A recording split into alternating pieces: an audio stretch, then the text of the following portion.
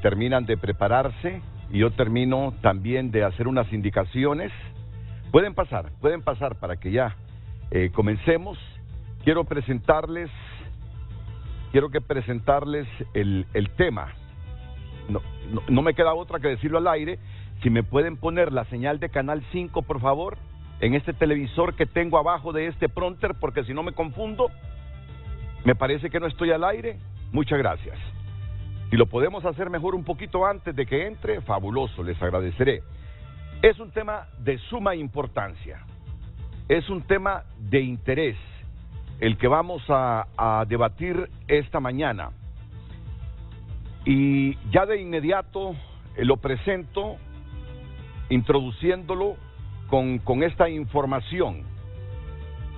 La Asociación para una Sociedad Más Justa presentó el martes el informe Estado de País 2023, la realidad del subsector eléctrico en Honduras, el cual detalla que el país no solo tiene una de las tarifas de energía más altas de Centroamérica, sino que los hondureños en el 2022 pagaron por kilovatio hora más que los habitantes de ciudades estadounidenses como Nueva York, Houston o Chicago. La investigación destaca que Honduras es el país con el precio de energía más alto para los negocios en toda la región, lo que impacta en gran manera para la atracción de nuevas inversiones y generación de empleos.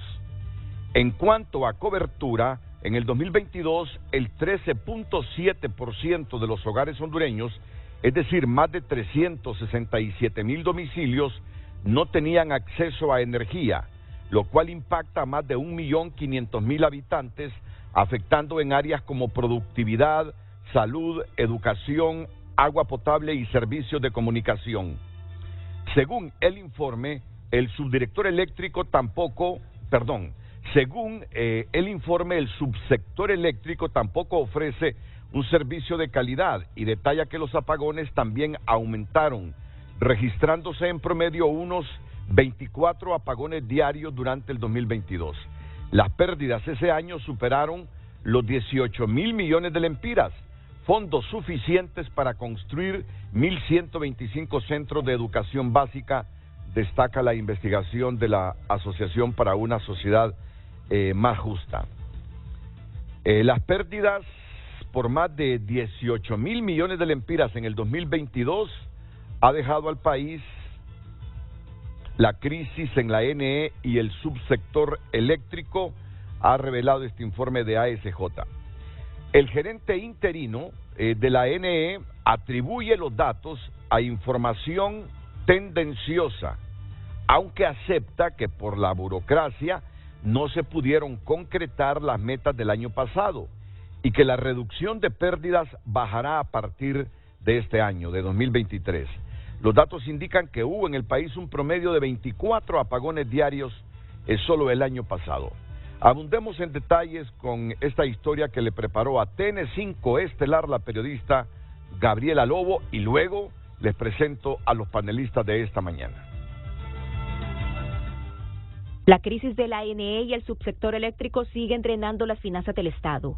En el 2022 las pérdidas superaron los 18.200 millones de lempiras, la cifra más alta en los últimos 6 años. Las limitaciones en el acceso a la energía también crecieron. Los racionamientos aumentaron un 15% y en promedio hubo 24 apagones diarios el año anterior.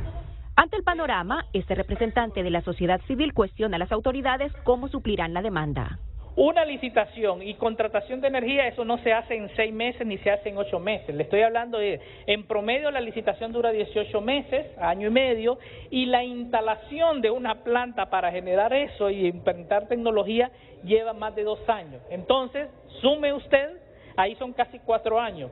Entonces, la pregunta es, ¿cómo vamos a suplir la demanda de energía que ya el mismo gobierno nos está diciendo? Para el secretario de Energía, los datos presentados por la ASJ son tendenciosos y sesgados.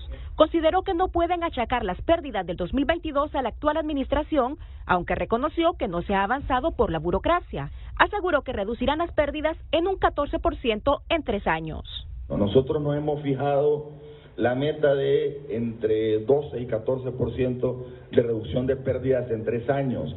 Si nosotros logramos reducir pérdidas del 8% en 2 años, que es la meta, vamos a tener un impacto en flujo de caja de casi 9.000 millones de lempiras. Pero las pérdidas de energía siguen creciendo, pese a que el gobierno lanzó un programa nacional de reducción para el cual se destinaron 1.515 millones de lempiras, aunque solo fueron ejecutados 354 millones. Esta diputada afirma que desde el Congreso Nacional le dan seguimiento a la nueva política energética y no descarta reformar la ley de contratación del Estado para controlar las contrataciones directas. Ahorita la ley de contratación del Estado no está sirviendo, o sea, son más obstáculos los que tiene, entonces eso yo creo que ya es un tema que tenemos que abordarlo en el Congreso Nacional para pensar en una nueva ley o hacer reformas de la ley de contratación del Estado. La investigación de la ASJ destaca que, al igual que con las pérdidas, la tendencia creciente de mora continuó y para el 2022 cerró en casi 15.000 millones de lempiras, siendo el gobierno el sector con la mora más alta con un 89%, seguido del industrial con 84%, el comercial con un 43% y el residencial con 28%. El informe también destaca que la falta de procedimientos competitivos y transparentes en los procesos de contratación pasados ha resultado en altos costos. Para garantizar el suministro y asegurar precios competitivos de generación, es imperativo que las contrataciones futuras se hagan siempre mediante licitaciones públicas e internacionales, que se garantice el pago oportuno y que se mejore la seguridad jurídica y la gobernabilidad en el sector. Gabriela Lobo, Telenoticias.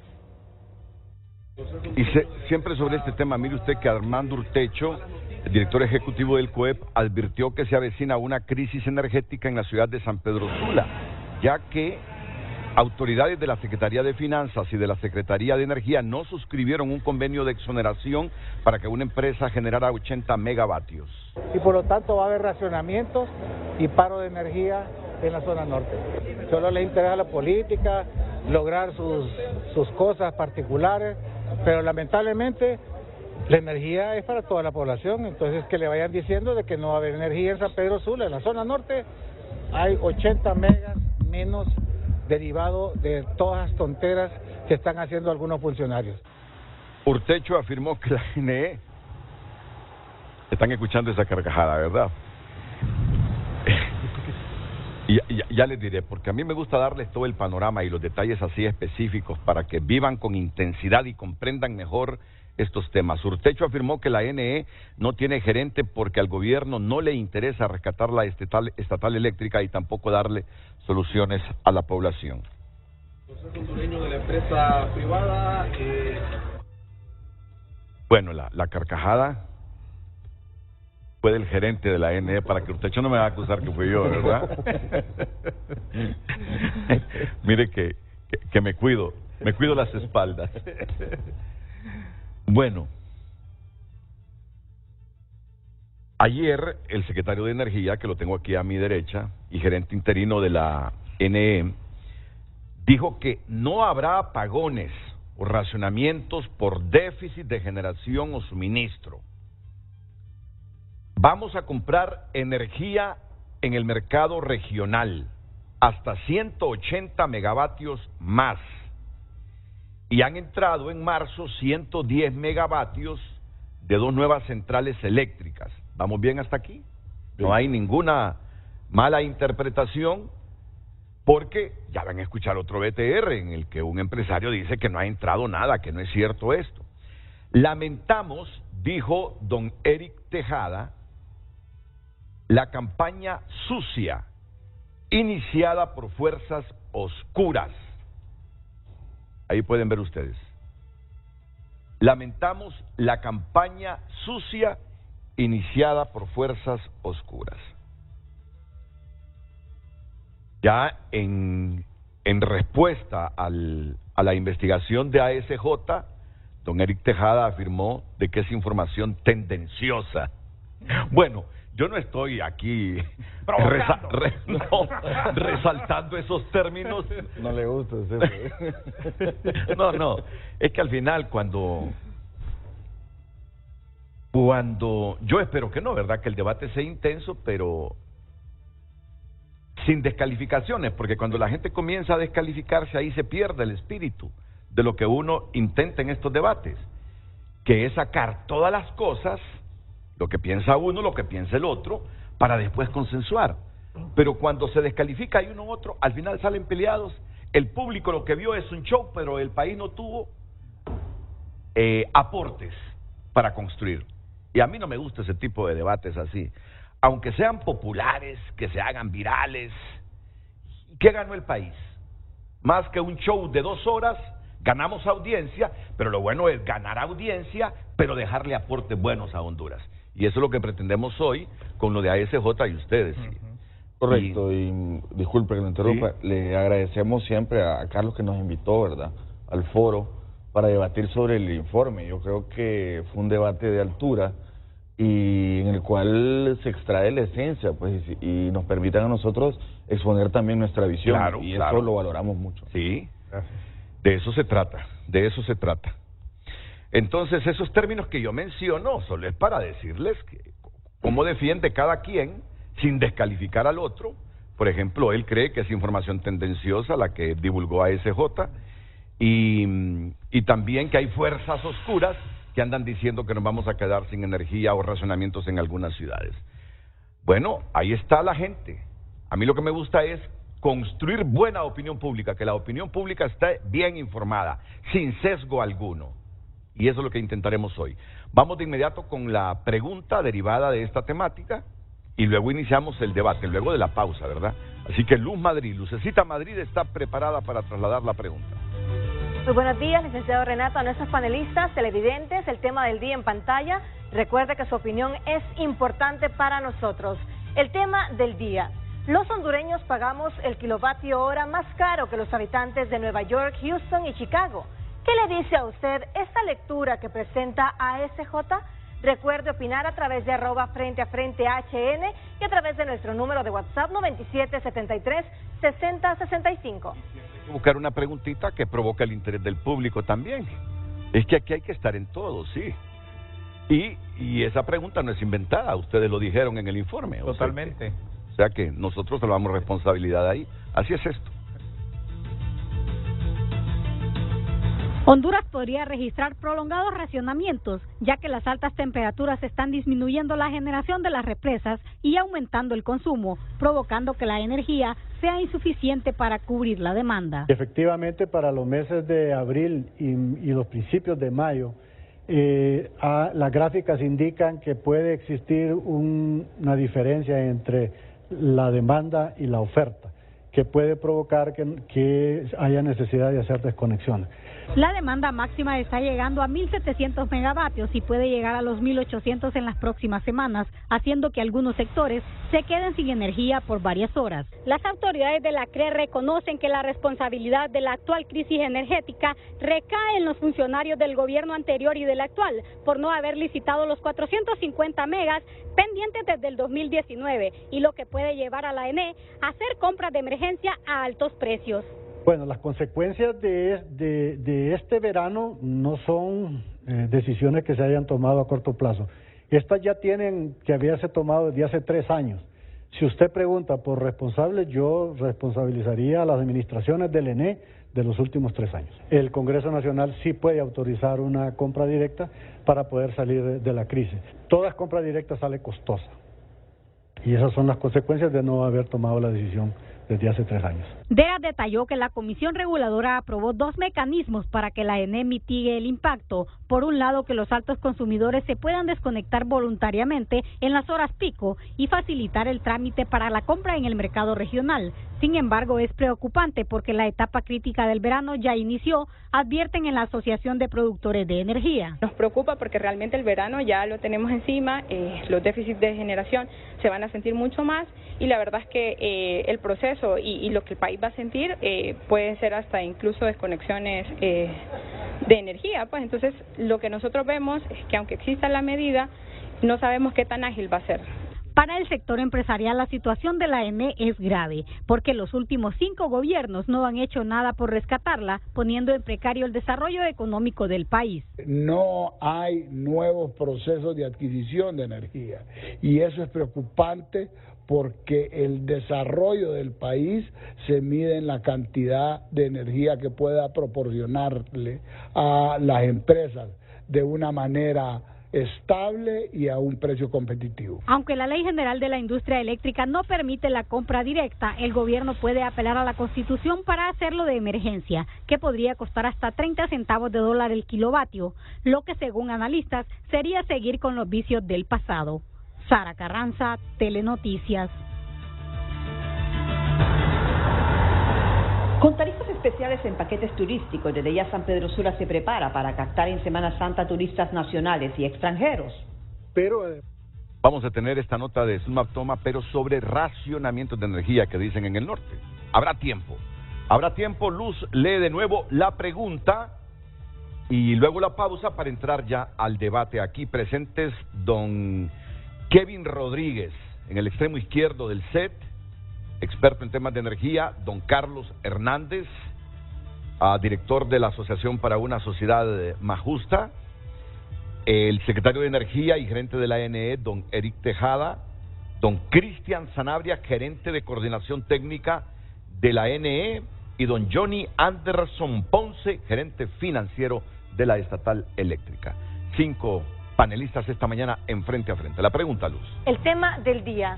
Los hondureños pagamos el kilovatio hora más caro que los habitantes de Nueva York, Houston y Chicago.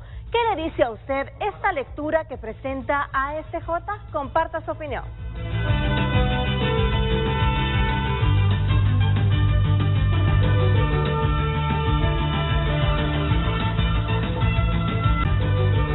Recuerde compartir su opinión a través de las redes sociales, @Frente a Frente HN, y por supuesto a través de nuestro WhatsApp 9773-6065. Le repetimos el tema del día para hoy: los hondureños pagamos el kilovatio hora más caro que los habitantes de Nueva York, Houston y Chicago. ¿Qué le dice a usted esta lectura que presenta ASJ? Renato. Redes sociales fue presentado por La Curazao, la casa del verano. Disfruta de los mejores descuentos de la temporada. Participa y gana 5 paquetes dobles a Roatán. Me pide el gerente de la ANE que le permita hablar primero de los apagones. Y me parece que es justo, porque no hay cosa que le genere más preocupación a uno que le digan que el país se verá sometido a apagones, a racionamientos de energía. No solo preocupa, sino que molesta. Máxime cuando le dicen que si se hubiese previsto esto en los últimos 3 años, no los tendríamos. Y entonces uno dice, ¿y por qué no lo previeron? ¿Por qué no lo previeron en los últimos 3 años?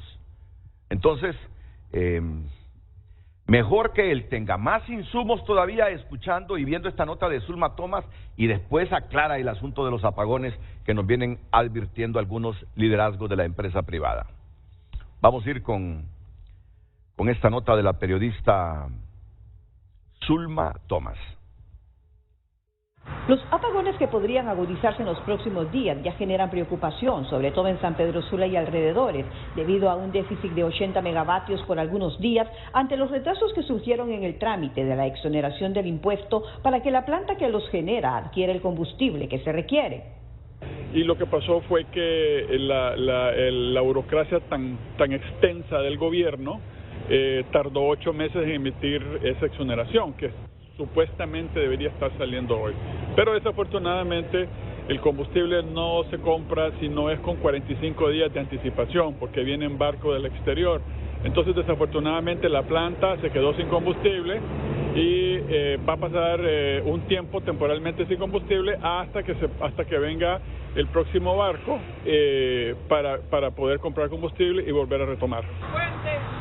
Pero otro factor que influye, según los entendidos para más racionamientos, es que durante el verano las altas temperaturas repercuten en una baja en la producción de energía hidroeléctrica, ya que el nivel de los ríos disminuye. A esto se suma que aumenta el consumo de energía. Ha subido la demanda porque especialmente en el Valle de Sula toda la gente está usando aire acondicionado, está consumiendo más energía. Y entonces esa combinación de la baja en producción hidroeléctrica más la subida en el consumo de energía eléctrica también está causando problemas de racionamiento, específicamente en las horas de lunes a viernes entre 6 y 9 de la noche. Y es muy probable, dicen, que esto se prolongue hasta el mes de junio. Nosotros aquí en el sureste Siempre tenemos eso toda la semana, los apagones, y no sabemos sin previo aviso, y eso es grave definitivamente. Quema de cualquier aparato y no tenemos dónde reclamar. Mire, nosotros consumimos el 55% de lo que es la energía eléctrica de todo Honduras, porque es la parte industrial, es el brazo financiero. Por otro lado, es preocupante que nuestros administradores de gobierno son reactivos. Nunca son proactivos a hacer las cosas antes de que sucedan. Los racionamientos, según este agente generador de energía, podrían ser hasta de 24 horas en algunos sectores.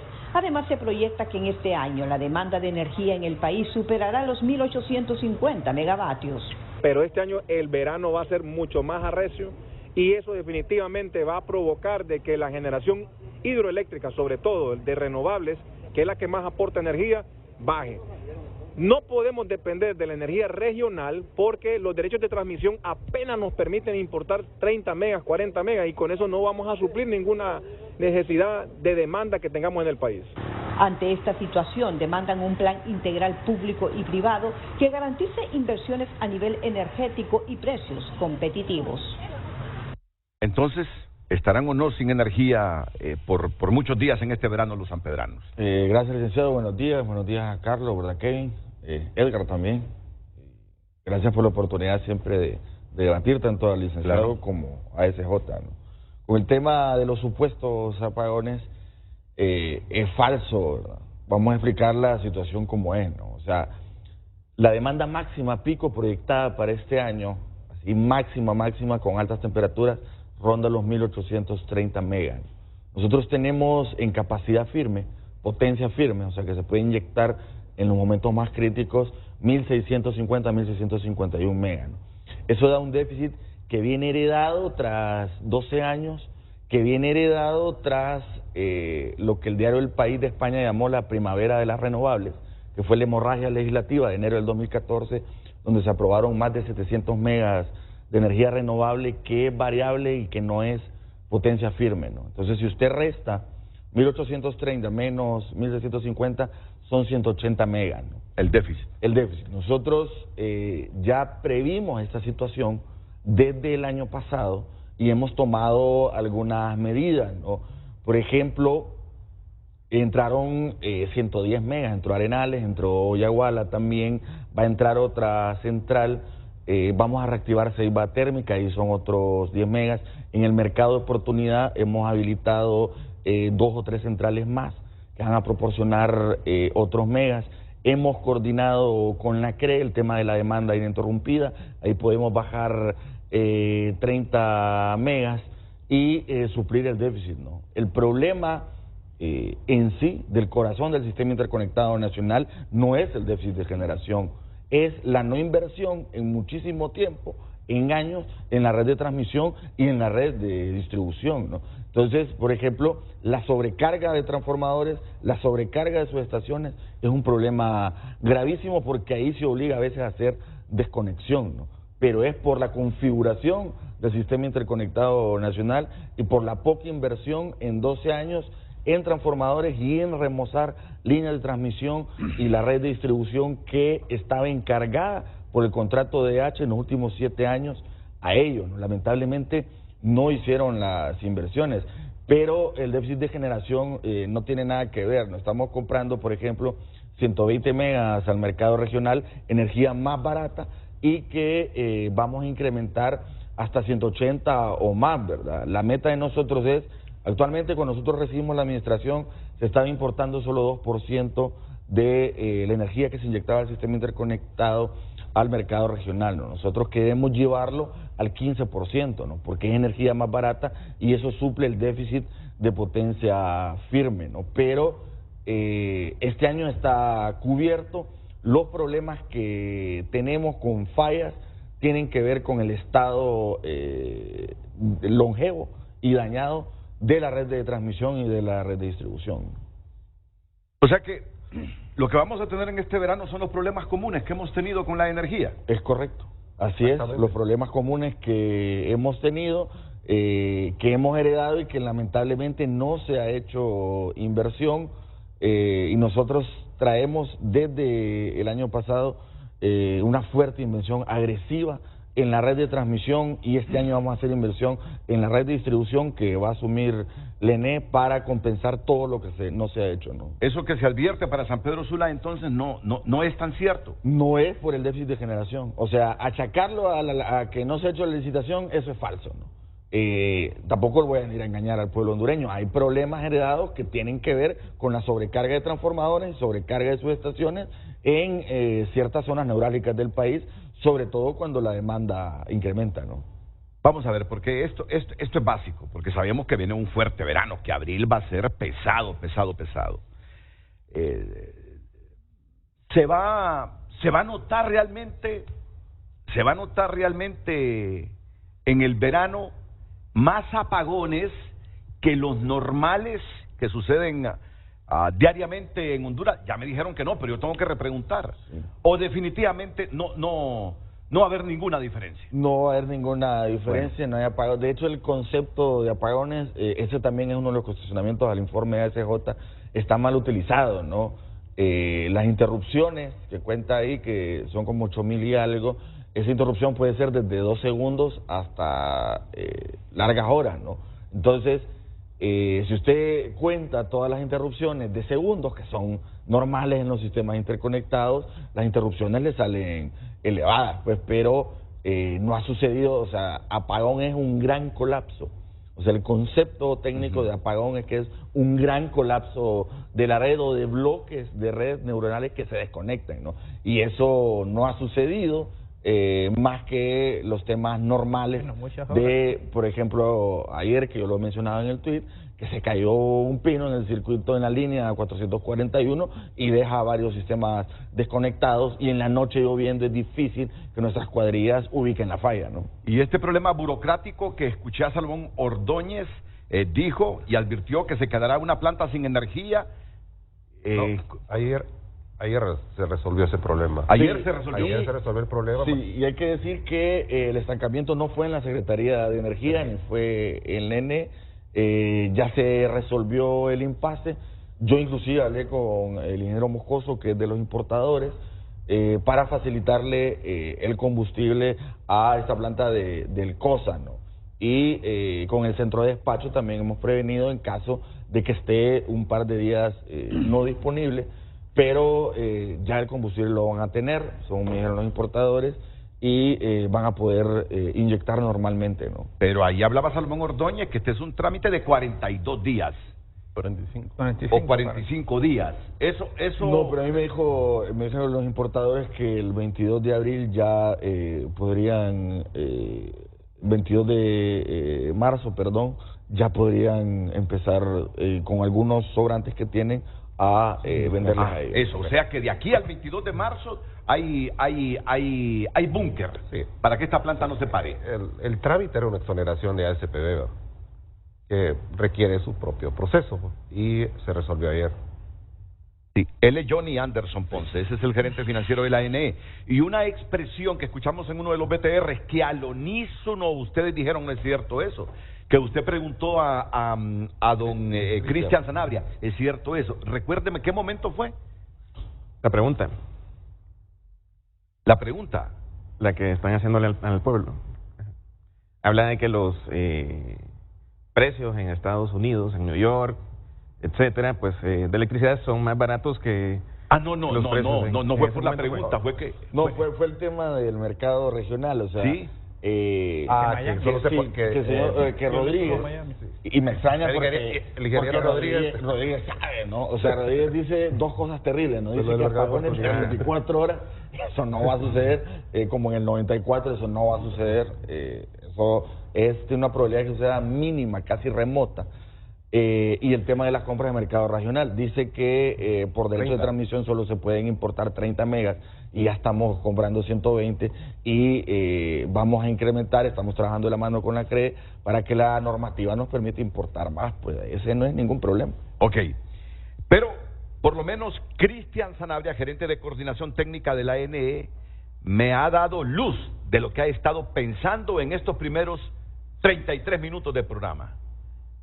Ha estado pensando en la pregunta derivada de lo que ustedes dijeron, que la energía aquí, el kilovatio hora, es más caro que en 3 ciudades de Estados Unidos. Bueno, yo le sumo Miami también. Ah, Miami también. O sea, no está ahí, pero le sumo Miami porque tengo familia y todo lo demás. Le da más insumos entonces a Cristian. Si quiere referir, dice... Digo que para que el público pueda tener una mejor opinión, necesitamos No, pues la claro, nuestra. lo escuchamos en este momento. No, pues en este caso lo que plantea pues la SJ acerca de que la energía, pues el precio es más barato en Estados Unidos que en Honduras, pues lógicamente obedece a que Estados Unidos es un país productor de petróleo, tiene centrales nucleares incluso, las cuales son muy económicas y desde luego pues la tarifa que se traslada al usuario final en Estados Unidos va a resultar mucho más barata que un país como Honduras, que es un país importador de petróleo, que el precio del petróleo depende de las guerras y es volátil, y aparte de eso los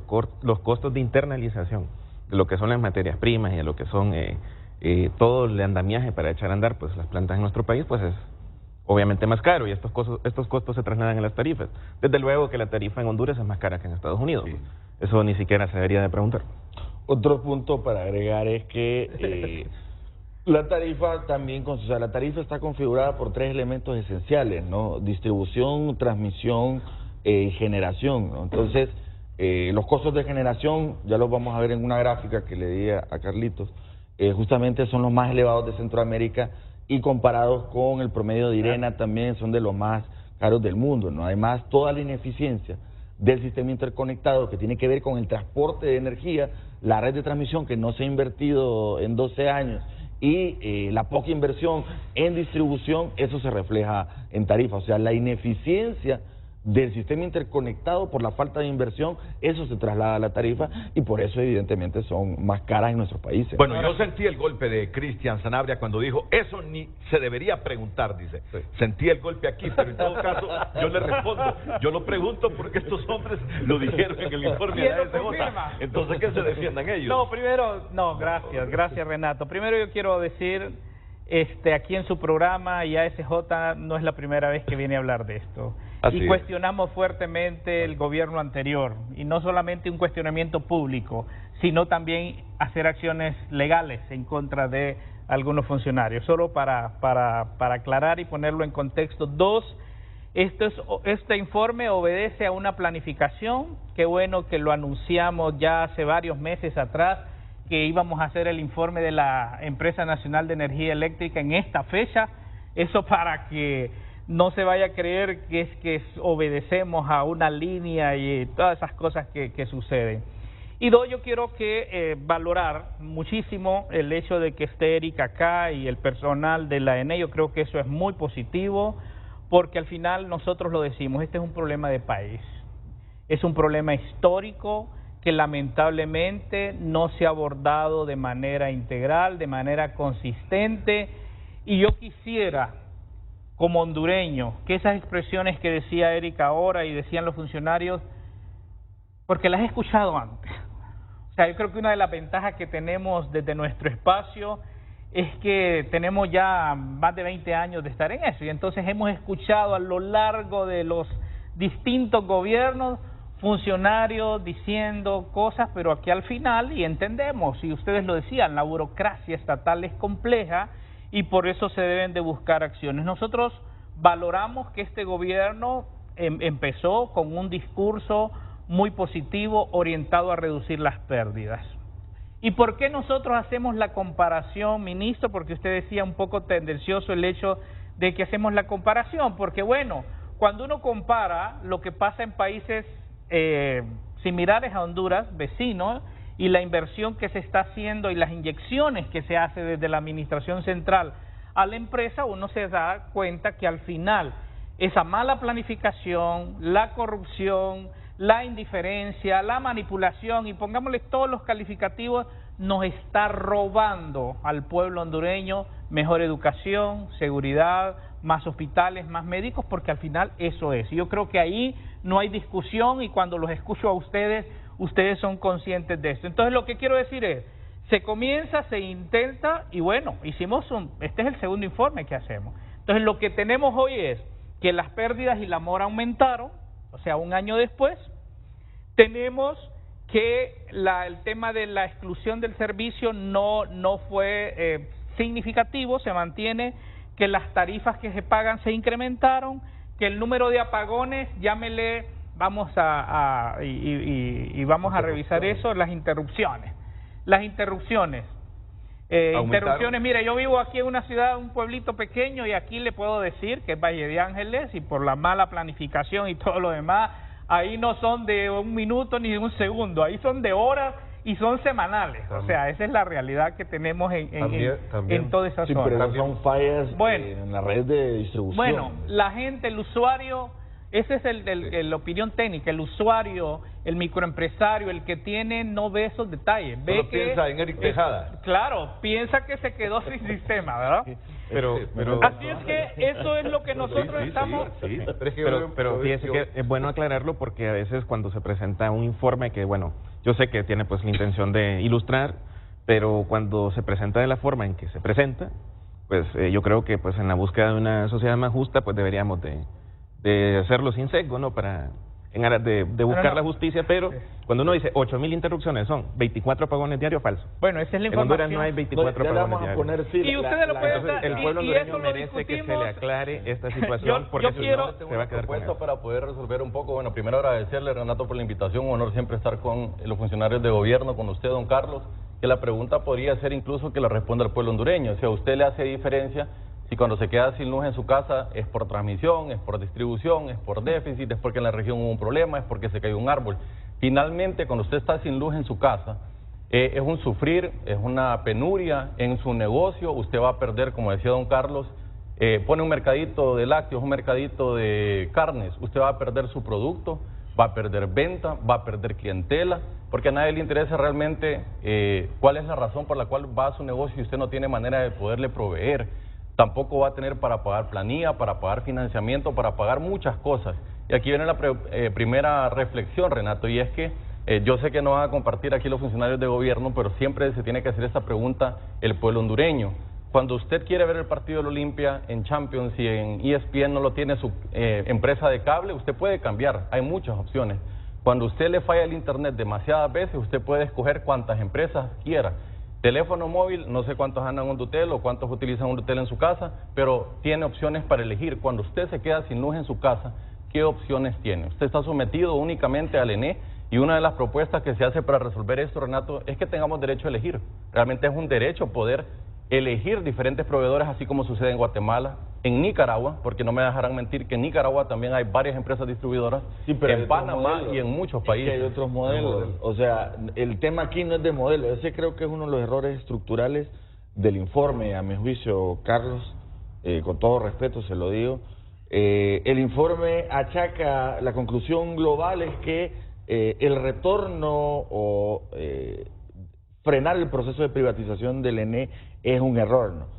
Vos estás hablando que hay un, por ejemplo... Pero no mencionamos, nosotros no nos metemos a eso, nosotros lo que presentamos son datos, y yo siempre digo, los datos hablan por sí solos, y los datos son tomados de la información objetiva, y que es el resultado de y que es el resultado, yo quiero insistir, porque el gran problema... Lo que pasa es que Kevin déjeme terminar la idea de Kevin. El tema es que Kevin habla de competir dos cafeterías o por el internet, dos compañías de cable, lo compara con el servicio de energía eléctrica, ¿no? El servicio de energía eléctrica es un recurso estratégico, lo hemos declarado derecho humano de naturaleza económica y social, porque es vital para el desarrollo de las personas. La falta de energía eléctrica, esas 360.000 familias que usted dice, es la tercera causa de migración en el país.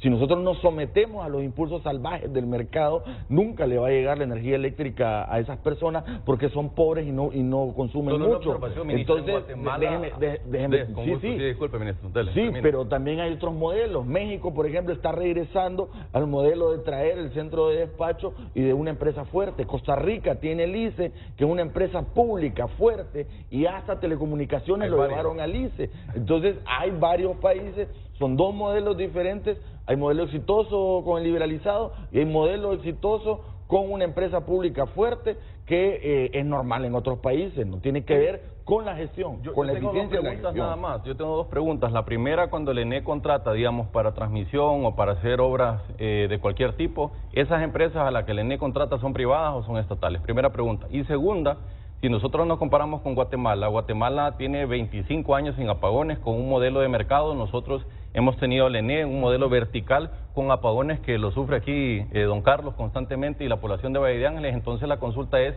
¿qué es lo que queremos nosotros? ¿Apagones o queremos una empresa que en papel se ve fuerte? Es que ahí está la falacia.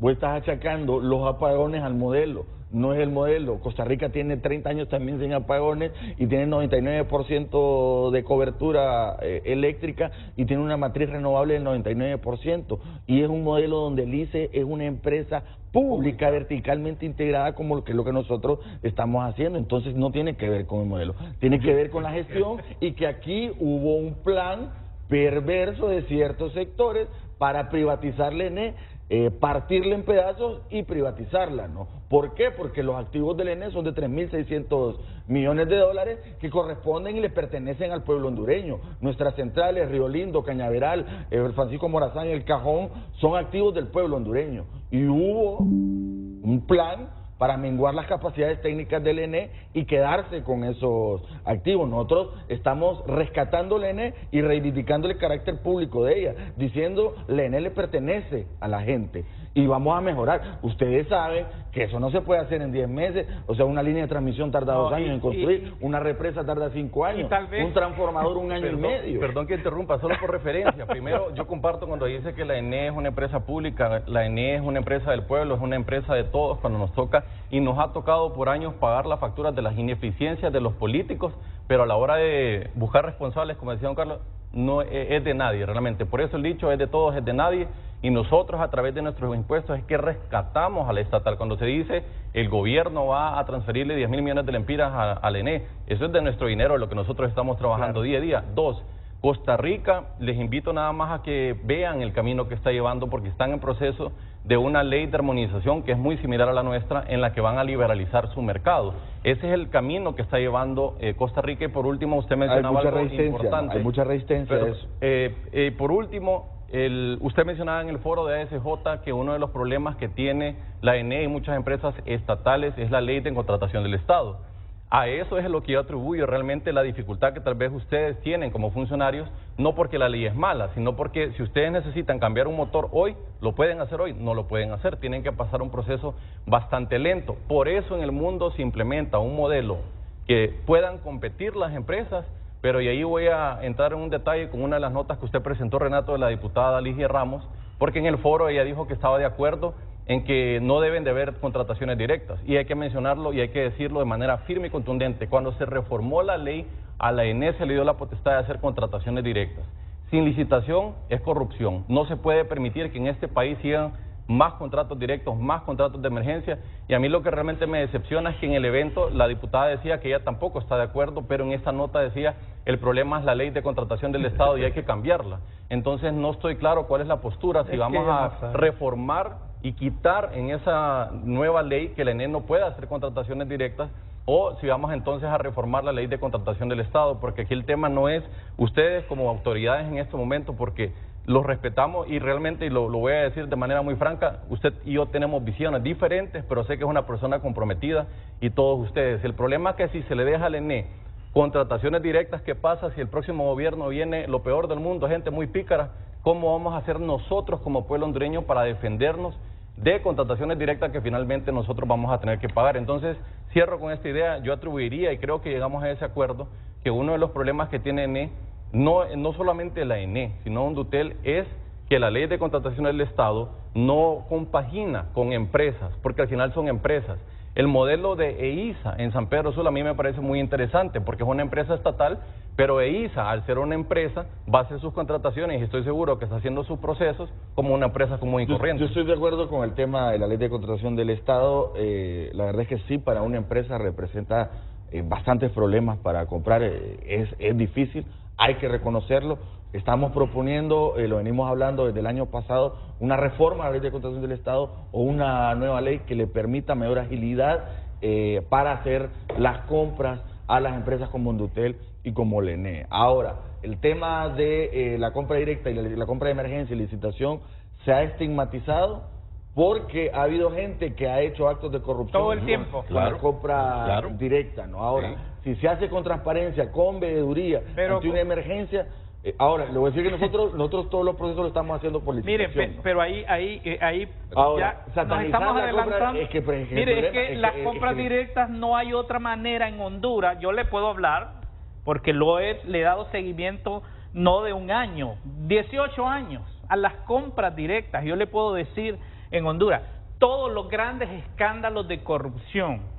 Funcionarios, algunos que con buena intención para solventar se metieron, hoy están con procesos legales porque lamentablemente esa falta de planificación, y ahí yo quiero decir, es cierto que hay limitantes en la ley, pero el gran problema es la falta de planificación. Ahí lo decía la CRE, con el tema de la energía. Hace 3 años, del 2019, se mandaron las bases de licitación.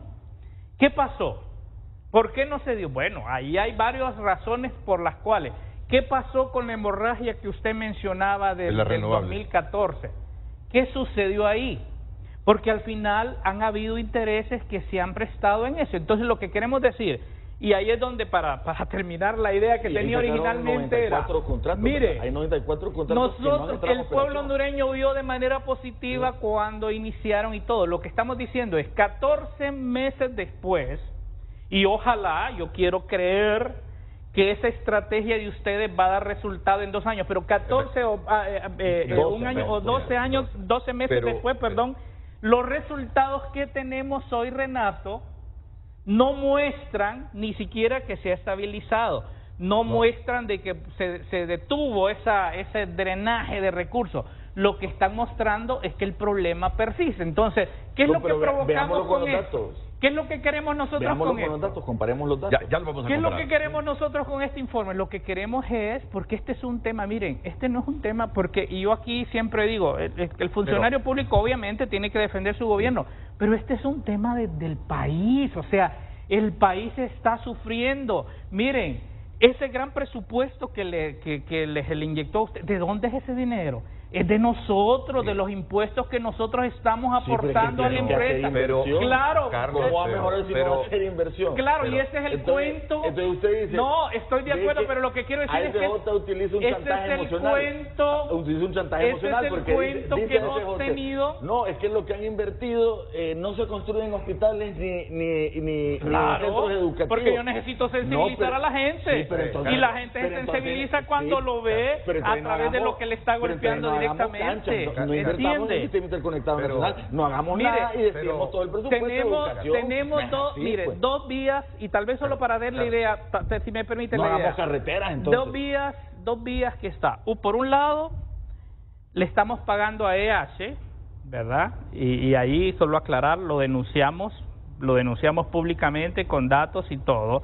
Le estamos pagando 10 millones de dólares mensuales, aunque ellos están facturando 15, ¿verdad? Que al final vamos a pagar la factura. Y por otro lado tenemos el programa de reducción de pérdidas. Dos objetos de gastos para un mismo fin. Ahí hay toda una discusión. Pero lo estamos haciendo. ¿Por qué? Porque usted lo dice, Eric, usted lo menciona y usted dice, vamos a reducir las pérdidas y vamos a ahorrar 10.000 millones si lo hacemos. La razón de toda esta inversión era obviamente reducir la pérdida para tener más dinero. Han pasado los años y ya está terminando el contrato y obviamente las pérdidas se fueron para arriba. Esa es una realidad de la empresa, no de ustedes, porque aquí estamos hablando de la empresa, porque es importante que no estamos cuestionándolos a ustedes. Ustedes están, como hay otros hondureños que quisieron hacer y hoy están exiliados porque intentaron asesinarlos o no sé qué. Pero lo que quiero decir, bueno... Pero ustedes están intentando. Entonces, esa es la realidad de lo que tenemos. Las pérdidas de energía aumentan en un 3.1 en el 2022 comparado al 2021. Ese es un dato que ustedes nos dieron. O sea, yo lo que estoy haciendo es trasladándolo para provocar una reflexión y ojalá poder incidir para que sea algún comportamiento histórico de las pérdidas. Yo por lo menos lo tengo, lo vimos del 2018, del 2017 a la fecha. La siguiente, Carlos, la siguiente. Pero que mientras la busca Carlos, que intervenga Anderson. No, la anterior. Bueno, vamos a ver, me parece bien tendencioso el tema, ¿no? Si la ENE tiene un déficit, por ejemplo, acumulado casi de 22.000 millones, un Ministerio de Salud que encontramos en el 2022. Para poder revertir eso tenemos que hacer inversión. Lo que hace el Estado, lo que está haciendo el gobierno es inyectando capital para reducir las pérdidas, para hacer inversiones. De hecho, tenemos casi 233 millones asignados para 2023 de dólares, ¿no?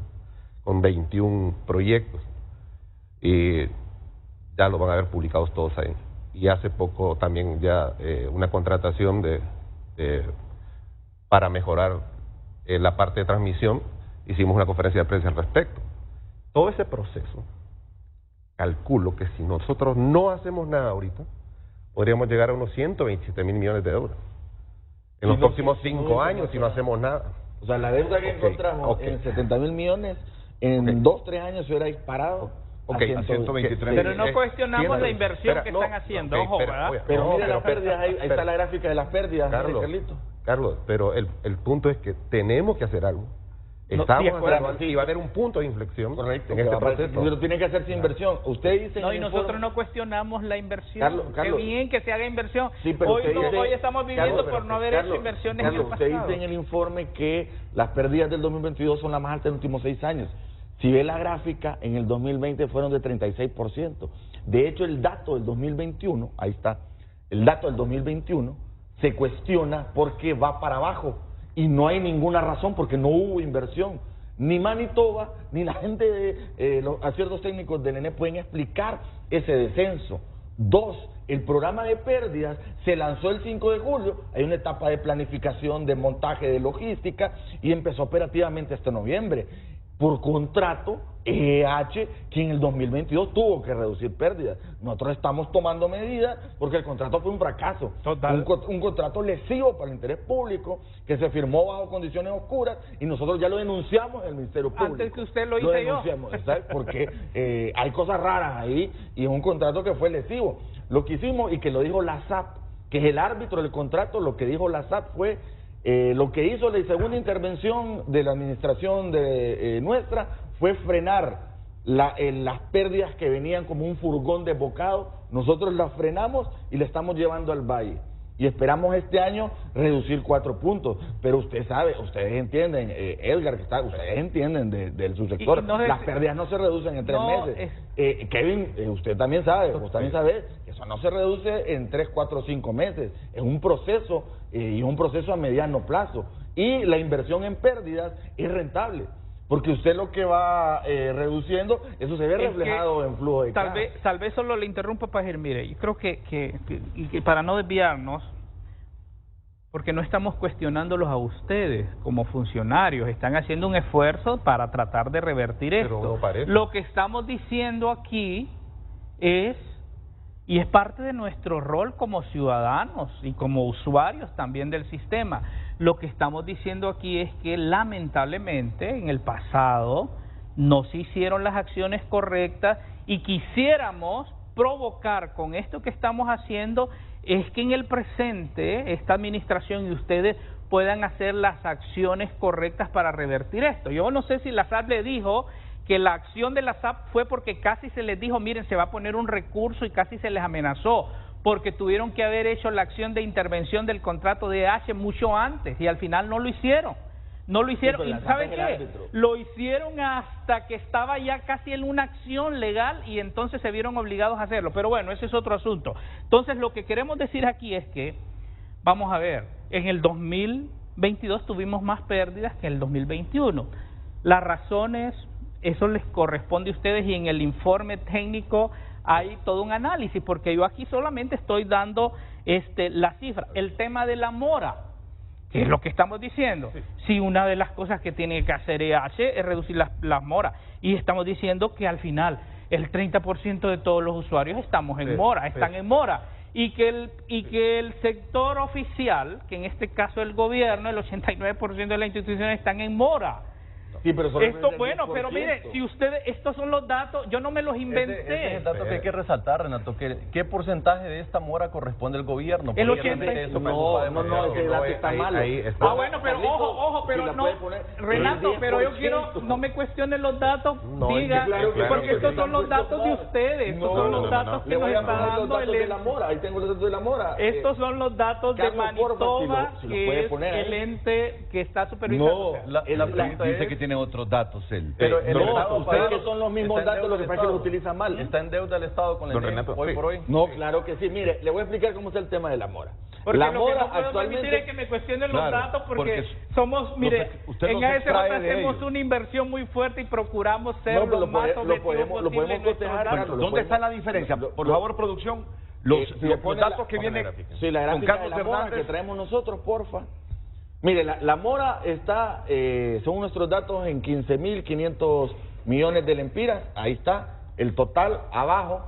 De esa mora, el gobierno representa el 10%, que son 4.000 millones.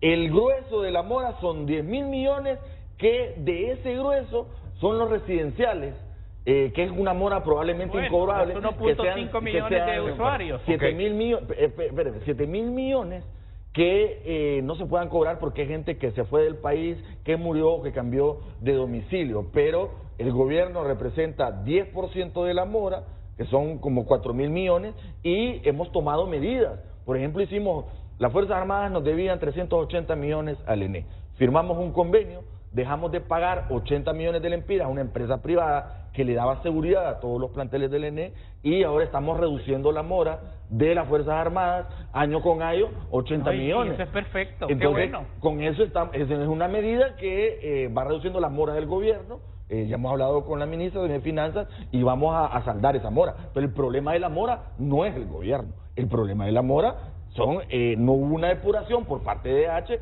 y llegó a esa cuenta incobrable casi de 7.000 millones, y son los residenciales que más deben, que son 10.000 millones. Es decir, que en todo este periodo de tiempo que se ha venido acumulando la mora, el gobierno nunca hubo un momento en el que no pagó. O sea, siempre ha estado en día el gobierno con sus... No, claro que eso fue en años anteriores. O sea, si hubo una acumulación de la mora. Lo que estoy diciendo es que el punto toral de la mora no es el gobierno. No, y ahí pero estamos, sí se acumuló y nosotros hemos tomado medidas desde esta administración porque es una mora heredada. Y el crecimiento de la mora tiene que ver con el crecimiento vegetativo de las manos.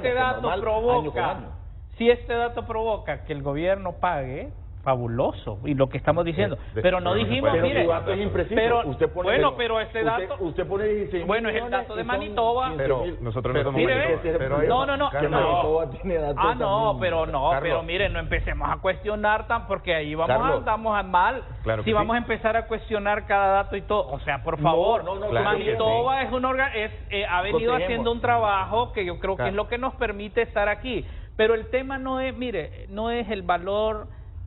Puede ser que haya una variación, pero ese es el tema del dato de Manitoba. Lo que queremos decir, históricamente el gobierno no ha pagado. Sí, nosotros estamos tomando medidas con eso. Y hoy tampoco es que está pagando todo lo que consume cada mes el gobierno, porque no lo está haciendo. Y no solo el gobierno, estamos diciendo que el sector industrial también está en mora. Y estamos diciendo que también el sector comercial está en mora. Y estamos diciendo que también el sector residencial está en mora. O sea, eso es lo que estaba diciendo el informe. Entonces, que todos paguen. Exacto, que todos paguen. Que todos paguen. Y el otro tema que el informe dice es que Honduras, ¿verdad? Que no gusta, a mí no me gusta como hondureño, ¿verdad? Que somos el país donde tenemos menos cobertura a nivel de la región. ¿Yo entiende? Sí, eso es heredado. A mí bueno, si es que yo no estoy diciendo, estoy hablando del país, no estoy hablando de Eric. Carlos, tenemos la proyección. Pero primero que muestre la gráfica si me ayudan con la SJ y después vamos con la gráfica que trae el gerente. Mire, aquí estamos hablando, miren, ahí está, ¿ves? Esa es la gráfica. Casi 400.000 hogares en Honduras continúan sin acceso a energía eléctrica. Como hondureño, Eric, como hondureño, a mí qué pena lo que sigue, que me dice que mire, ahí está, el resto de países de Centroamérica tiene una cobertura de arriba del 92 y nosotros de 86, que ese es en Honduras, o sea, eso me golpea como hondureño, y yo espero que ustedes, que en estos próximos 3 años, ojalá se puede hacer, pero de manera responsable también, no como ha pasado antes. Usted sabe que los diputados va e instalan lo que ha pasado aquí cerca. Yo quisiera responder si podemos poner la gráfica, por favor, para que comparemos dato con dato. Antes de ir a la pausa, pongamos la gráfica que pide aquí el gerente Eric Tejada y luego iríamos a la pausa. Y yo le voy a recomendar la siguiente. Es importante que miren siempre la fuente, porque en todas nuestras gráficas tenemos la fuente, ¿verdad? Ese fuente de la Comisión Económica para América Latina. Estamos de acuerdo, ¿verdad? en esos datos estamos de acuerdo. Mire la tendencia histórica, El 2021 fue 85.72. La cobertura. La cobertura. El índice de cobertura eléctrica, el 2022 fue 86.32. Del 2020 al 2025 la cobertura creció 0.5%. En nuestra gestión creció 0.6% con las medidas que hemos tomado. Nosotros esperamos que crezca 1.7, 1.8, al 2024 88 y después sostenidamente 1% mediante los proyectos de electrificación que está en el artículo 12 de la reforma energética. Si le da la otra, por favor, Carlos, ya tenemos 2 proyectos, Guanaja 1.2 megawatts con beneficio para 6,000 personas, Bruce Laguna 1.2 megawatts, los vamos a inaugurar ya en abril y en mayo, estos proyectos, y vamos a hacer sistemas aislados para regiones remotas y así atacar el tema de la cobertura. Solo permítanme ir a una pausa. Miren, al final no entendí con claridad. En los datos que ustedes traen, ¿a cuánto asciende la mora del gobierno? El 89% de las instituciones del gobierno están en mora. ¿A cuánto asciende? ¿Verdad? No tengo ahora el valor aquí. Eso es 4,000 millones, pero eso no es el 89% de la mora. No, 89 es que no dije de la mora. Por eso le digo. Es que no me dejó. El 89% de las instituciones públicas están en mora. Eso fue lo que usted dijo. Sí, lo que nosotros decimos es que la mora del gobierno representa el 10% de la mora total. Y eso así es, estamos de acuerdo. No, ya entiendo. Ya entiendo, el 89% de las instituciones están en mora, pero él dice que la mora solo representa el 10%. Bueno, la cuestión es que ni el gobierno, ni el sector comercial, ni nadie debe estar en mora. Correcto. Todos deben pagar. De acuerdo. Todos deben pagar. ¿Cuánto se podría hacer con esos 4,000 millones de lempiras? Claro, ahora miren, ya hace 45 minutos que yo miro al gerente de coordinación técnica de la ANE, Cristian Sanabria, que quiere participar. Cristian. Pero mira, quien no te ha dejado participar es el gerente. Sí. Así que tienes que sacar esa personalidad para que prime tu voz. Pero será después de la pausa. Será después de la pausa.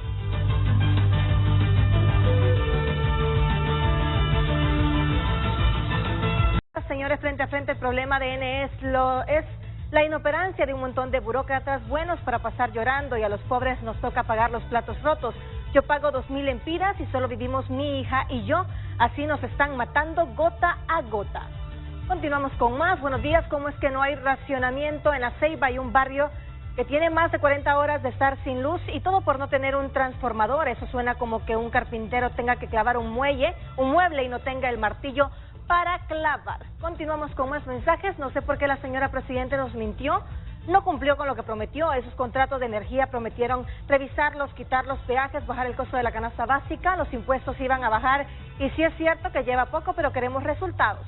No que nos estén mintiendo como los narcos nacionalistas. Continuamos con más mensajes. Buen día. Eso se debe a que no se está atacando la causa de la raíz de esta problemática: disminución de los altos costos de contratos que fueron firmados años atrás, disminución de las pérdidas no técnicas, fomentar la generación solar residencial para disminuir la demanda energética en este sector. Más mensajes.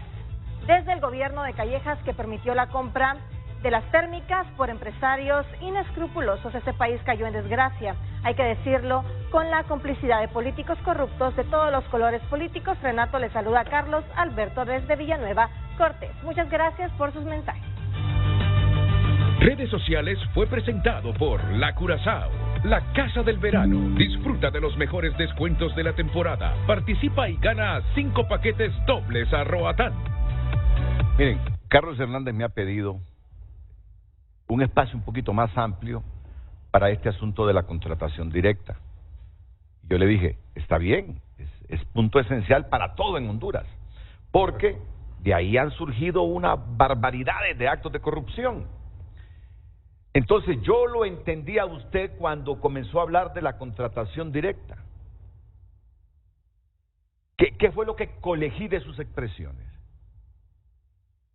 Que si en el pasado se aprovecharon de las contrataciones directas muchos funcionarios, ¿por qué en este gobierno no? Porque yo estoy seguro que Eric no va a meter las manos al fuego por todos sus compañeros de gobierno. Entonces, lo que dejó planteado, que yo entendí que usted dejó planteado, es qué garantías de blindaje tenemos que los corruptos que se aprovecharon de las contrataciones directas en años anteriores No vengan y saquen las manos aquí en este presente gobierno. ¿Cómo hay que blindar eso para evitarlo? Pero antes de que usted se meta en esa temática que me quiere profundizar, el gerente de coordinación técnica de la ANE, Cristian Sanabria, yo miro que es el perfil más calmado de todos, quiere en sosiego emitir algunas ideas. Adelante, ingeniero. A mí me gustaría, por favor, que pusieran la presentación al público que trajo el señor ministro para dar un paneo ejecutivo no mayor de un minuto a lo mucho. Muy bien, muy bien. Y aclarar la cuestión de los datos que está diciendo don Carlos, pues que al final, como él dice, él tomó los datos de Manitoba y no es culpa, él no fabricó los datos, pues él los tomó, pero sí vale la pena que el pueblo hondureño se le aclaren algunos de ellos. ¿Por qué gráfica comenzamos? Por la primera. Y no nos va a llevar mucho tiempo. No, rápido. Bueno, ahí tiene la gráfica, acérquennos por favor esta pantalla. Ok, en la línea pues constructiva del informe de SJ, primero se aborda lo que es la ejecución presupuestaria del PNRP y las inversiones y el gasto que significa EH, ¿no? En cuanto al tema del PNRP, pues recordemos que el PNP se anuncia al pueblo hondureño en julio, Programa Nacional para la Reducción de Pérdidas, y pues pasa por una fase de planeamiento, diseño, y luego pues operativamente se lanza en Casa Presidencial el mes de noviembre, tal como lo dicen en el informe pues en ASJ. Pero ese dato, discúlpame Cristian, está equivocado. La ejecución fue del 38%, no del 23%. Se ejecutaron 1.452 millones en la etapa de logística y de compra, ¿no? Entonces, ese dato está equivocado. 38% para un programa que inició operativamente en noviembre es excelente ejecución. Bueno, solo les pido que el minuto, ¿no? Tal como lo dice el ministro, resaltar en el informe de ASJ que la ejecución del programa, pues lo asignado y lo ejecutado no está bien. Lo asignado fueron 3.800 millones y lo ejecutado fueron 1.400 millones, no 300 millones como dice el informe. La cuestión es, ¿por qué no se ejecutó todo? Sencillo, no se ejecutó todo porque el mercado hondureño no tenía la disponibilidad para surtir al Programa Nacional para Recuperación de Pérdidas. No habían medidores, no habían escaleras, no habían herramientas suficientes para las dotaciones y por eso no se pudo pues adquirir todo de un solo. Y igual, al adquirir las cosas a nivel internacional, tenemos lo que es la crisis de los microchips, que tiene un desabastecimiento de vehículos a nivel internacional, y la crisis de lo que es los contenedores, que todavía seguimos sufriendo un poco de consecuencias, lo cual retrasa las entregas de las dotaciones que se pidieron internacionalmente, ya que el mercado local no respondió el año pasado para surtir al programa. Por eso es de que no se ejecuta todo el presupuesto, pero sí se ejecuta el 38%, que es una cantidad muy importante en base a 10 licitaciones que se lanzaron. Siguiente. De las pérdidas ya la hablamos, pero el tema de la fórmula tal vez importante. El tema de la fórmula, sí. ASJ, bueno, ellos no, la gráfica que ponen pues, está incorrecta, pero ellos la tomaron de Manitoba. ¿Cuál es el problema con la gráfica? Que Manitoba hace el cálculo en base a la fórmula que dice el contrato con EH que se tiene que hacer, pero la fórmula del contrato está equivocada. La verdadera fórmula con la cual se calculan las pérdidas debería de incluir, y no lo hacen en el cálculo de Manitoba, las zonas de difícil gestión, que son las zonas donde son calientes y ahí pues hay macromedidores instalados. Esas pérdidas no se incluyen en Manitoba. Hay 12 clientes en alta tensión que sí se están incluyendo como que fueran clientes de distribución, y eso incrementa la factura y por tanto reduce el indicador de pérdidas a como lo está calculando Manitoba. Entonces el cálculo que aparece ahí de pérdidas que presenta SJ está mal. El verdadero cálculo es que las pérdidas son mayores, no las que dicen ahí, y son mayores justamente porque no se incluyen pérdidas en alumbrado público, pérdidas en zonas de difícil gestión, y en efecto, como lo ha anunciado el gobierno, las pérdidas son del 38%, 3% de transmisión, 35% de distribución, las cuales se componen en 12% de pérdidas técnicas y 23% de pérdidas no técnicas o por hurto. Pero ahí se puede ver en la gráfica la espiral ascendente que hay en los 12 años, después del golpe de Estado, la espiral ascendente incontenible, un furgón que va desbocado por la falta de inversión. Solo hay un poco de rebaja el primer año de H y después vuelve para arriba y llega a ese 36%, que es el punto cenital. Ese dato del 31 se está revisando porque no tiene explicación lógica que bajen las pérdidas si no hubo inversión en el 2021. Y nosotros, según lo dijo la SAP también, bueno, lo dijo en su programa, licenciado, nosotros logramos contener ese furgón desbocado y ahora estamos en el valle de reducir las pérdidas, ¿no? Otro tema es que el informe dice que las pérdidas representan 740 millones de dólares y no es así porque usted no contó el 15% en tarifa. En realidad anda como en 400 millones porque la tarifa le reconoce 15% de pérdidas. Nosotros hemos dicho claramente y estamos de acuerdo, Carlos, y está bien que ustedes lo señalen, uno de los problemas principales del subsector y del ENE es el tema de reducción de pérdidas. Por eso hemos invertido y implementado un programa agresivo. Evidentemente el programa tiene su etapa, su curva de implementación. Ya estamos en 4 regiones. Si puede poner, Carlos, la siguiente, porfa, que son los datos operativos del PNRP. Ya estamos en 4 regiones, San Pedro Sula, Tegucigalpa, Comayagua, Choluteca. Hemos instalado más de 20,000 medidores hasta el dato de ayer y 18,611 anomalías corregidas, ¿no? De acuerdo. Siguiente, por favor. Entre Carlos. Bueno, es lo que yo le estaba diciendo a usted, ¿verdad? La siguiente gráfica, por favor. Esa ya la vimos. Ya la vimos. No, ahí quiero... Ahí la cobranza es importante. Ahí quiero hacer una acotación, Carlos. Los ingresos del año pasado fueron de 26,000 millones, 2021 pasamos a 36,000 millones. Es natural que la cartera se ha incrementado en esa misma proporción, ¿no? O sea, no es nada malo, puedo decir. Crecieron los ingresos, creció la cartera, para que lo tomen en cuenta. Ahí lo único cuestionable es que no se puede decir que la cobranza ha disminuido porque en realidad ha aumentado. Sí. Siguiente, por favor. Eso ya lo vimos. Siguiente. Ese es un punto importante que queríamos aclarar. Pues yo creo que el señor gerente pues puede... Sí, nosotros podemos ver, hay que decir que el 2021, en el último semestre del 2021 hubo un incremento del 19%, Carlos, usted también lo mencionó, en el gobierno anterior, de la tarifa, 19%, es una cosa increíble, de locos. Nosotros en marzo, en el segundo trimestre, hubo una bajada de 4.79% y después, por las alzas internacionales de los combustibles, hubo un incremento disparado. Si no se hubiese congelado como lo hicimos nosotros, la tarifa se hubiera disparado.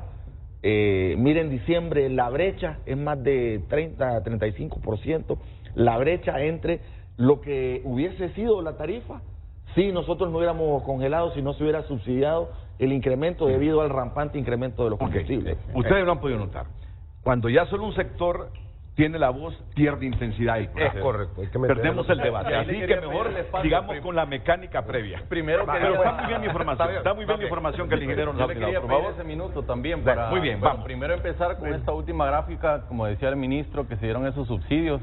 Hay que decirlo de manera muy firme y contundente que esos subsidios los pagamos nosotros a través de esos impuestos. El gobierno nunca da nada, el gobierno nunca se saca de la bolsa para darle a usted y que pague menos en la casa, sino que muestre un estado de cuentas en el que le transfieren al pueblo día a día. Los subsidios se pagan un 40% por la industria y comercio, que al final encarece la canasta básica, y otros productos, y el otro 60% lo paga CEFIN, que lo pago yo con mis impuestos, así que nosotros somos los que estamos pagando, el pueblo salva el pueblo. Por otro lado, también mencionar lo del ACPB, cuando decía Johnny al inicio, ¿sí? ¿Por qué es importante dar esa exoneración al ACPB? No, estamos claros. Estamos claros, no objetamos eso. ¿Qué es ACPB? Díganle el ACPB es el impuesto que se le cobra el combustible que si tuviera un impuesto serían casi 43 centavos por galón, va la tarifa, pero que no se está cobrando, se exonera para que no vaya tarifa, porque si no usted le incrementaría, pero a esa empresa o ese proceso se le dio la exoneración. Ahora vamos a ir a la justicia tributaria, porque dentro de la ley de justicia tributaria, en los considerandos se está hablando de esa exoneración específicamente. La advertencia y recomendación que hemos hecho a nivel general es que si se quita la exoneración al combustible para generar energía eléctrica, se le va a cobrar impuesto a cada galón, y en Honduras se utilizan millones de galones para generar energía eléctrica. A usted en su casa le podría aumentar la energía eléctrica entre un 15 a 20%, si paga 3,000 lempiras va a pagar 3,600 lempiras. Es decir, ese impuesto no lo va a pagar la empresa, lo vamos a pagar nosotros. Entonces, por eso quería regresar a ese tema del ACPB, y usted no me va a dejar mentir que por eso lo exoneran. si no iría a tarifa, y por eso hay que tener cuidado con la ley de justicia tributaria, y ahí va mi tuit. Yo sé que este tema implica muchos tecnicismos, pero al final trabajamos para el gran público, y el gran público lo que quiere saber es si tiene garantizado la energía eléctrica y además a bajos precios. Y ahí quería llegar, Renato. Y además a bajos precios, para que no llegar. perdamos de vista. Y me parece que esa gráfica está interesante. Dice el informe de ASJ que la tarifa promedio aumentó en 60%. Ahí lo tienen en pantalla, el acceso al servicio de junio de 2018 a diciembre de 2022. Ya vamos a explicar esa gráfica. Termine, por favor, Kevin. Sí, bueno, ese punto creo que estamos todos de acuerdo de por qué es importante tener cuidado. No estamos de acuerdo porque usted dice, usted parece que odia a los pobres, ¿verdad? Como que está aporofobia, sí, odia a los pobres, porque está en contra tajantemente en lo absoluto, ministro. Los subsidios es de las mejores cosas que ha hecho este gobierno, se beneficia 1 millón de familias hondureñas que en vez de pagar energía eléctrica pueden destinar ese dinero para mandar a sus hijos a la escuela, para comida, para alimento, ¿verdad? Y el subsidio controla la inflación. O sea, según los estudios que se tienen en el 2022, los subsidios permitieron que la inflación no llegara a 2 dígitos. Son 3, 4 puntos que el subsidio merma en inflación. O sea, si no damos subsidios, si no damos el ACPB, la inflación se hubiera ido al 12%. Estamos de acuerdo en los subsidios, pero ¿quién paga el subsidio? ¿Lo pagan ustedes de su salario? Claro, ¿De su salario? Sí, pero la idea es que por eso es la ley de justicia tributaria. Ahí estamos claros en el tema del subsidio. La idea es que tenga más, pague más para que todos podamos yo ayudar les permití a nuestros hermanos hondureños más 2 minutos, 3 minutos, el 74% salir para hacer su presentación. Yo solo quisiera terminar en esta parte. Nadie ha dicho que estamos en contra de los subsidios. Lo que sí hay que corregir, y usted estará de acuerdo, es que hay personas en redes sociales que dicen, yo no pagué nada de luz, y son personas que tienen para pagar. Son personas que perfectamente lo podrían hacer, si no, no estarían ahí en redes sociales pagando datos, internet, para andar presumiendo cosas cuando hay gente pobre que realmente lo necesita y que debería estarlo recibiendo. Cierto. Así que claro, yo en ningún momento tengo he dicho... vecinos que tienen casas mejores que no pagan porque su casa él no me deja mentir, así hay que primero que todo en la focalización, pero la mayoría del subsidio le está llegando a las pero en general, entonces, yo país, aclaro únicamente que en ningún momento he dicho que estamos en contra de eso, pero sí estamos claros en que eso no lo pone el político no se lo da a usted. Hablando de justicia tributaria, solo voy a hacer esta reflexión realmente, y creo que regresemos al tema. Sí, es emocional realmente porque esos 10.000, 12.000 millones de lempiras que se pagan al ENE cada año, esa mora que está ahí, todo eso lo pagamos nosotros con nuestros impuestos. Entonces, se quiere incrementar los cobros en los impuestos, ¿para qué? Para ir a pagar las ineficiencias del ENE, porque repito y reitero, es de todos, es de nadie. Todos estamos aportando para estar pagando las ineficiencias del ENE.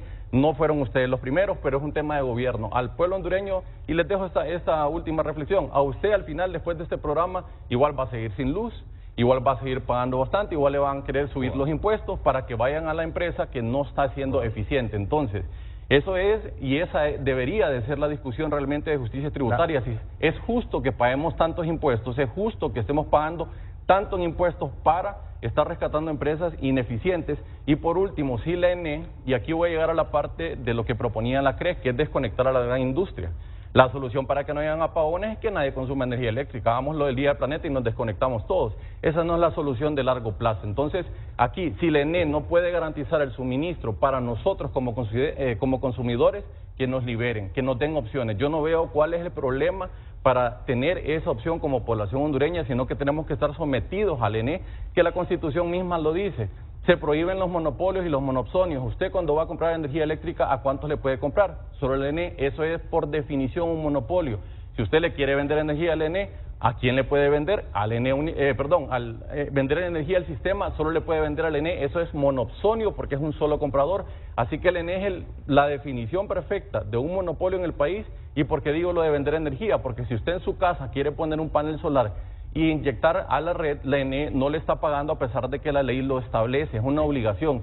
Todo el excedente que usted produce, Renato, si pone un panel se lo tienen que pagar, pero díganme ustedes, aquí enfrente de las cámaras, se le paga a la población hondureña que inyecta la red. Ahí hay dos temas. Nosotros, había un tema normativo y había un tema técnico. O sea, tema normativo, no estaba la ley, ya está la ley de autoproductores, autoconsumidor, y dos, el tema técnico, que ustedes lo saben, Kevin, por favor, de un sistema interconectado obsoleto, no se tiene todavía modalidad bifásica. Última pero pregunta. Hacia allá vamos. Última pregunta. Nosotros no estamos en contra. Contrataciones directas, ¿estamos en contra? ¿Estamos a favor de las contrataciones directas? No, lo que estamos en LN. ¿Estamos a favor? Nosotros estamos haciendo licitaciones en LN. Pero la ley lo contempla. O sea, la ley queda ahí para la posteridad. ¿Tú estás a favor de la mano invisible del mercado? Yo estoy en contra de las contrataciones directas y contrataciones de emergencia. Sin licitación es corrupción. Y aquí es el compromiso que se tiene que tener. Ver la gráfica de la tarifa, porque ahí tenemos discrepancias. Preguntémosle a la población hondureña. ¿Cómo calcularon ustedes 60%? Hagamos lo siguiente, Renato, si el ENE quiere contratar directamente, que le venda nada más al gobierno y que nos deje a nosotros libres para que le compramos a quien queramos, porque no tenemos que estar pagando consumidores es calificado, eso ya está. O sea, ya pero está. ¿a quién le pueden comprar? Vamos hacia eso, o sea, ni siquiera países como México o Costa Rica, que tienen sistemas más desarrollados, tienen sistemas desarrollados en autoconsumidores y autoproductores. Renato, vamos a hacer un foro de contratación directa, porque eso sería interesante traer a las bancadas y hablar de eso. Hablando de contratación directa, ya hablamos de la licitación. Bueno, cualquiera, pero ¿qué fue el que indujo a que se retomara de la contratación directa? Y tenemos que hablar de las contrataciones directas. Yo aspiro que ninguna institución pública haga contrataciones directas. Lamentablemente lo están haciendo. Salud es el ejemplo más claro. Y menciono salud porque hemos estado por años hablando de ese tema y ahora contrataciones directas. Entonces nosotros lo que queremos en el caso particular de la empresa nacional de energía eléctrica es, ministro, usted lo dijo, ojalá que se sostenga. No, usted dijo, todas van a ser licitaciones públicas internacionales. Los que estamos lanzando ahorita son por licitaciones públicas internacionales para contratar energía. Depende de la licitación pública. No va a ser internacional. Es que el tema del tipo de licitación depende del monto. Si usted va a comprar un transformador, obviamente. Si va a comprar energía, no, de acuerdo. Va a hacer una licitación pública internacional. Ese es un tema y esperamos que sea. Nacional, lo que íbamos a hablar, el otro tema que Kevin lo está diciendo, el tema de la tarifa. ¿De dónde sacamos los datos? Nosotros estamos diciendo, en los últimos 6 años, del 2018 al 2022, la tarifa promedio aumentó en un 60%. ¿La fuente cuál es? La Comisión Reguladora de Energía, la CRE. Es la CRE, esos son los datos de la CRE. Sí, que se está contando los últimos 6 años y nosotros nuestra gráfica obviamente, bueno, pero es que como yo no estoy gobierno no yo estoy hablando de la empresa. ¿Entiende? Y hay que decirlo que usted lo dijo en la prensa. Y claro, y lo dije que el domingo. Eso es tendencioso porque este gobierno no aumentó la tarifa de electricidad. No, pero es que no es tendencioso porque yo no ando en política. Yo no ando en esos rollos de que esto y lo otro. Yo no ando en ese tema, ¿entiende? No es tendencioso decir que en el 2022 también se incrementó la tarifa de energía, cuando es mentira. Yo lo estoy diciendo del 2018 al 2022, porque esa es la realidad. Pero el 2022 no hubo aumento de la tarifa. Y que estamos pagando más energía. Y que Honduras es el país de Centroamérica con el precio de la energía más alto para los negocios. Y yo no soy empresario, cuidado, van a decir que alguien me está diciendo que... Está mal ese dato también. ¿Y ese dato quién lo está diciendo? Claro, que hace las evaluaciones en 150 países a nivel mundial. ¿Entiende? O sea, y que es el término, es el referente que se toma para hacer eso. Si usted toma la tarifa de tensión media, que es donde están los negocios, el dato es $0.17 centavos de dólar. Bueno, eso es, yo no puedo, mire, tengo que usar fuentes que sean confiables, que sean objetivas. ¿Y la CRE no es confiable entonces? Bueno, ya no le dije que use la CRE, pues. Es para decir que ha crecido el costo de la tarifa, ese dato es de la CRE. Pero Global Price dice que es 21 centavos de dólar por kilovatio hora, pero es mentira. O sea, porque con el cálculo de la CRE, la tarifa en Honduras yo no me puedo atrever a cuestionar una empresa que es internacional y que es ese tema. Su negocio es ese y que lo usan de referencia para todo. ¿Saben que sí estamos de acuerdo, Carlos? Y que lo dice el informe también, son los costos de generación. Los costos de generación, Carlos, si nos puede mostrar la gráfica que No, pero tenemos que ir a una pausa primero, pero yo lo que advertiría aquí es que está bien, cualquier funcionario defiende su administración, su gestión. Pero ustedes están en una empresa que trasciende su gestión. Claro. La obligación es que, si Carlos me dice, se incrementó las tarifas en un 60% en los últimos 6 años, la obligación de ustedes es trabajar para garantizar energía y reducir esos precios. Claro. Correcto. Entonces, yo pediría de ustedes esa mística, esa filosofía. Sí, sí, pero es que eso es lo que hemos mostrado, que el trabajar en función de reducir costos, ahora, y que no nos vuelven competitivos. Y ese dato está bien, o sea, en los últimos 5 años antes de nosotros incrementó 60%, o sea, una cosa terrible, ¿no? Y en todo caso, ¿qué estamos haciendo, francamente? ¿Qué se está haciendo para reducir esos precios de la energía? ¿Creen que van por el buen camino? Pues ahí le puedo responder la licitación. Pero así, brevemente, por favor. Si nosotros le damos esa preferencia a combustibles importados, vamos a seguir en la misma situación de ahora y no se van a reducir. Hay que hacerla mixta para que participen todas las tecnologías, que vaya y se peleen todos los generadores y así conseguimos menores precios. Sí, pero que tiene que ver la licitación con la tarifa. Porque esos precios van a tarifa. Sí, la tarifa tiene que ver con costos de generación. Los costos de generación, si la licitación son altos, sale cara, representan el 70% de la tarifa. Tiene que ver con lo que está dañado, la red de transmisión y con pero esos son los apagones, ahí estamos de acuerdo. Sí, ¿qué pasa? Pero el problema, y ahí eso lo dice el informe también y lo comparto totalmente. Los costos de generación son el problema. Y los costos de generación, nosotros iniciamos la reducción de costos de generación. Firmamos 18... ¿Cómo se podrían reducir los costos de generación? Bueno, renegociación de contratos, vamos a tener en la próxima licitación, porque eso ya lo hicieron. Claro, con precios competitivos, sin duda alguna. Estamos totalmente de acuerdo. Eso es lo que le estoy planteando. Pero los costos de generación representan el 87% del flujo de caja del ENE y los costos de generación son los más altos a nivel centroamericano. Eso hay que decirlo. Y eso viene heredado de la contratación inescrupulosa de contratos lesivos y de corrupción público-privada. Contratación directa, iba a decir. Contratación directa, y por eso es que insistimos de no caer en la trampa de contratación directa para no repetir la historia. En las licitaciones de energía estamos totalmente de acuerdo. Bueno, ministro, ¿sabe algo? Yo creo que cuando viene un sector de la sociedad y les pide, por favor, no cometan los mismos vicios del pasado con eso de las contrataciones directas, porque eso solo sirvió para enriquecer a alguna gente, ustedes bien lo saben. Sean lo más transparentes con las licitaciones. Totalmente. Es decir, traten de obviar, traten de llevar a lo mínimo o a que no exista la contratación directa, sino que siempre se sustente en contrastes y lo que más le conviene al país. Yo entiendo que eso es lo que ustedes quieren exigir. ¿Sabe? Le voy a decir el argumento que me dijeron a mí hace algunos años con eso. ¿Qué es lo que pasó? Y yo lo dije ahí en el reportaje. Un proceso de licitación dura bastante tiempo. 18 meses. Luego instalar una planta también no es de un día para otro, más cuando es una inversión grande. Entonces, ¿sabe qué fue lo que me dijeron en el pasado?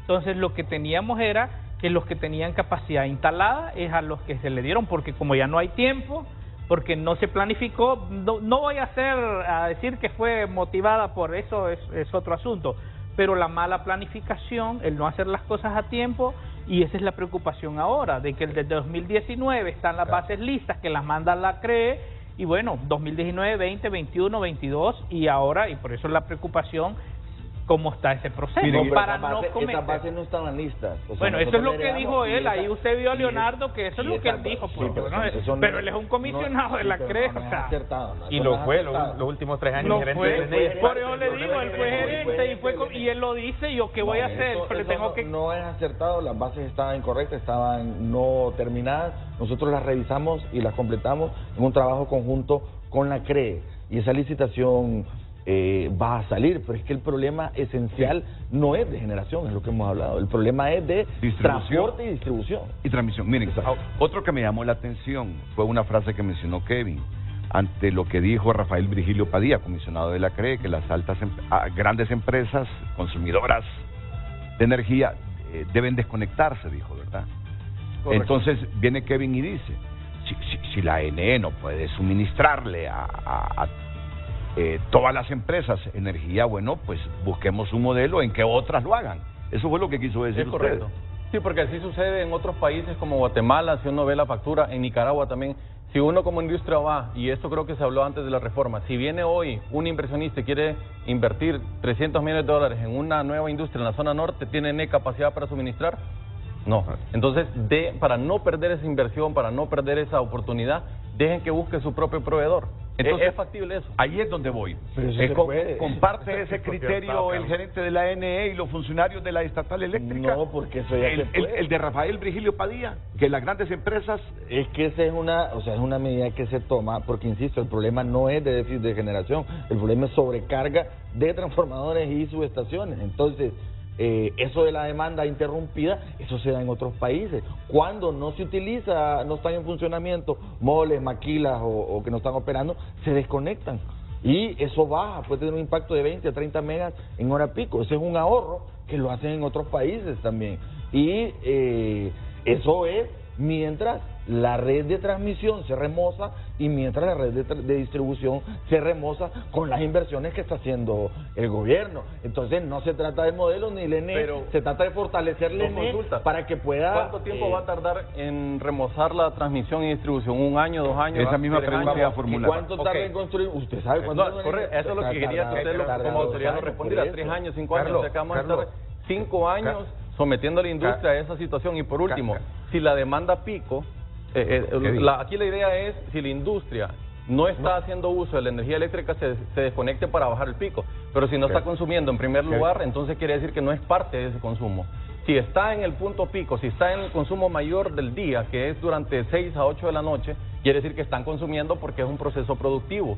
Para nadie entra, y no tiene sentido, Renato, usted viene aquí a fabricar envases que se esté desconectando para que la ENE no tenga el apagón, entonces no venga a Honduras, mejor vaya a Guatemala. Ante la respuesta que estamos haciendo, precisamente por eso, son 15.000 millones de inversiones en estos próximos 3 años que vamos a hacer desde luego. De hecho, prácticamente en transmisión y en distribución, 1 más 2.8, cerca de 3.8 mil millones de pesos. O sea, es decir, eso está. Y lo mejor de la suerte es que lo hagan en tiempo y forma. Espérate, Kevin, son 21 proyectos para este año, fuertísimos. ¿Por qué? Porque ya sabemos que ese es el gran problema que tenemos. ¿En qué gobierno se obtuvo ese financiamiento del BID? Solo quiero aportarte que... ¿Cuándo se obtuvo ese financiamiento? ¿Los 150 millones de dólares para transmisión? En los próximos ¿En qué 3 año se años? obtuvo? No. ¿Y para cuándo se va a hacer? Es que usted dijo que tienen 15.000 millones de millones entre fondos propios y fondos de préstamos. Del BID todavía nos falta una porción, ¿no? Pero en conjunto el proyecto va por 15.000 millones en toda la etapa. Para las 3, generación, transmisión y distribución. Así es. Rápidamente, lo que la CRE ha propuesto para que las empresas se desconecten es una cuestión que se conoce como servicios complementarios y en todos lados del mundo se está normado. Esa desconexión no es que de gratis se van a desconectar, implica una remuneración porque es un servicio que se presta que se llama desconexión automática de carga. Así de simple, no es algo sacado de la camisa, y para avanzar en la regulación de este país se necesita avanzar en los servicios complementarios y las desconexiones de carga son parte de eso. Déjenme ir a una pausa, pero los felicito. Los felicito como felicito a SJ porque es de esta manera, sin descalificarse, sin pelearse, sin enemistarse, que se discuten los temas. Ustedes defendiendo y sustentando lo que están haciendo. Y esta sociedad civil vigilante de que hagan las cosas bien.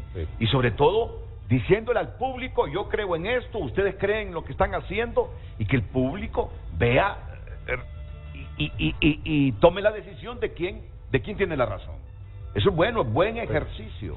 Es buen ejercicio, por eso lo felicito. Gracias. De decir, sí, vamos a debatir públicamente los cuestionamientos o las reservas que tiene la sociedad civil. Vamos a hacerlo en público porque no tenemos miedo de lo que nos digan.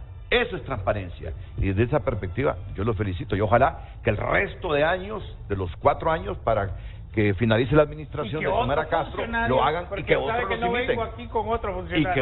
Y que otros imiten este ejercicio de transparencia que hacen. Vamos a la pausa porque me dicen que está Rafael Virgilio Padilla en la línea telefónica. Al pueblo, y una parte de la mora es porque no resuelven los contratos. Con una facturación inflada se puede bajar artificialmente las pérdidas técnicas o no técnicas. Recuerde continuar enviando sus mensajes a través de @FrenteAFrente_HN.